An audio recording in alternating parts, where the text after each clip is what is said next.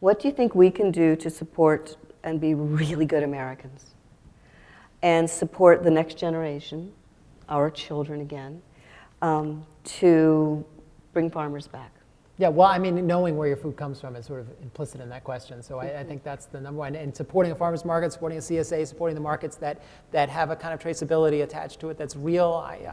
You know, people talk about that a lot, and I don't think anyone in this room would argue with that. So if I were to go beyond that a little bit, I would say eat with diversity. Make sure there's diversity in your everyday diet. It's the ticket, if we all do it, to a diversified food system. Now, you, of course, could be getting diversified food from all over the world. That's true. But if you combo platter the knowledge of where your food's coming from with a lot of diversity, you're making a huge step in the right direction. By the way, as Michael Pollan says, and I don't need to repeat this, if the question is sort of answers the question in some ways because you're supposing that you're cooking at home. And if you're cooking at home, you're doing a heck of a lot. You're opting out of a food system that cooks for you.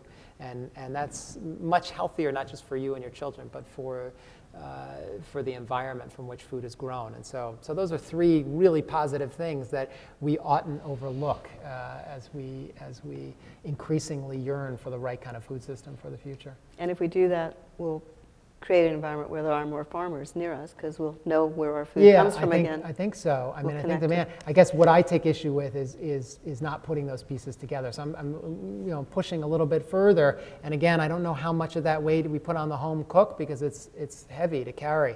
But for a chef, it's the future is to take advantage of, you know, what is it about your ecological niche that you can advertise in a menu, and you can start to put together the pieces that end up inculcating into the culture, bleeding into the culture. Rotation risotto sort of is. I'm going to do that one. Okay, it's great. Please do your own version, and what you have is what the Italians have with risotto. I mean, it's the same thing.